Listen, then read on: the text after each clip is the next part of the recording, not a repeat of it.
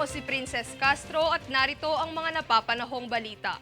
Isinailalim ng Civil Aviation Authority of the Philippines o CAAP ang 42 commercial airports sa heightened alert nitong Biyernes dahil sa umano'y banta ng bomba. Nag-ugat ang banta na ito matapos makatanggap ng Air Traffic Service ng email na mayroong mga bombang nakatakda sa mga sasakyang himpapawid na bumabiyahe mula Maynila patungo sa Puerto Princesa, Mactan, Cebu, Bicol at Davao International Airports. Kaagad namang nagsagawa ng inspeksyon sa mga naturang paliparan, gayon din ang pinaigting na seguridad para sa publiko na hinihikayat ring makipagtulungan at maging mapagmatsyag habang nasa paliparan. Kaugnay nito, nagpapatuloy pa rin ang pagsusuri ukol rito.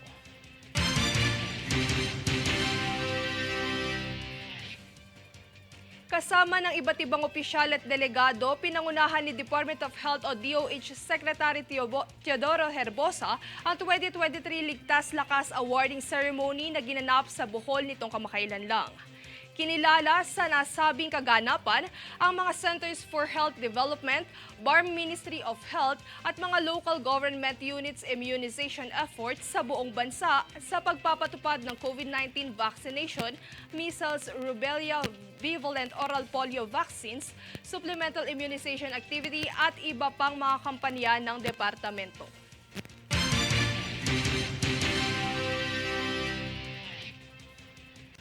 Sa ilalim ng direktiba ni Pangulong Bongbong Marcos Jr. na puksain ang paglaganap ng ilegal na droga sa bansa, sinabat ng Bureau of Customs ang 323 kilo ng shabu na ikinubli na parang laminated beef jerky at tinatayang nagkakahalaga ng 2 bilyong piso galing Mexico. Ayon sa inspeksyon, ang mga nasabing padalang shabu galing Mexico ay selyado ng siniksik na karne ng baka. Kung kaya't ayon kay Deputy Commissioner for Customs Intelligence Group Juvie Max Uy, kinakailangan na masigurado ang kaligtasan ng bansa.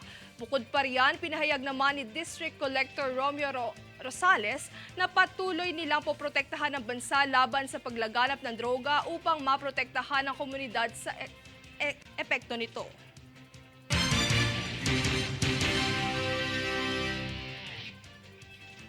Kami ang boses ng pagbabago. Ako si Princess Castro. Abangan ang iba pang ulat dito sa News Force.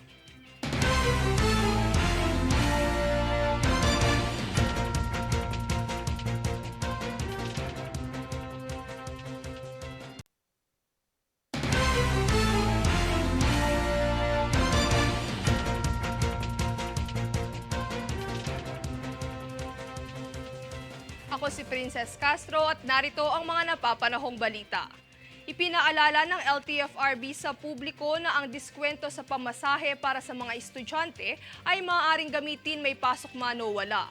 Ang 20% diskwento sa pamasahe ay naayon sa Republic Act No. 11314 o Student for Discount Act na siyang pwedeng gamitin sa anumang pampublikong sasakyan, mapa-holidays man o sem break. Hinikayat naman ng LTFRB ang publiko na agad ipagbigay alam sa ahensya ang sinumang hindi sumunod sa batas.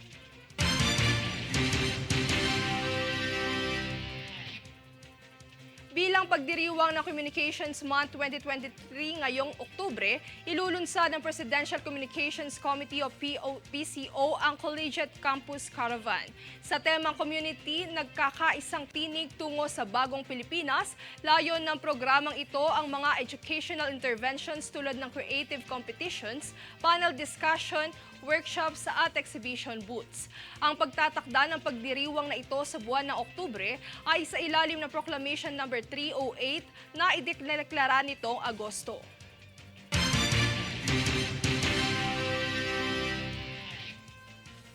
Sa nalalapit na pagtatapos ng Hangzhou Asian Games 2023, ilang atleta pa ang inaasahang makasungkit ng gintong medalya at runner-ups para sa kompetisyon.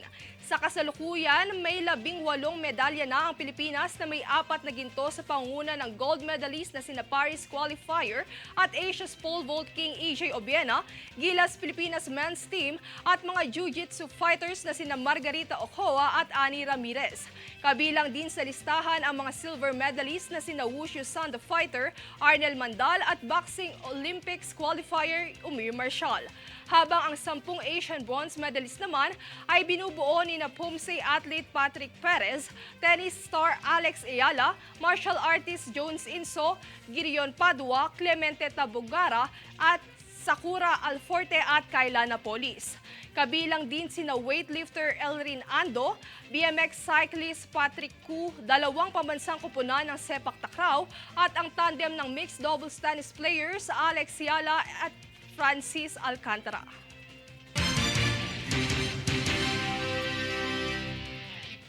Kami ang boses ng pagbabago. Ako si Princess Castro, abangan ang iba pang ulat dito sa News Force.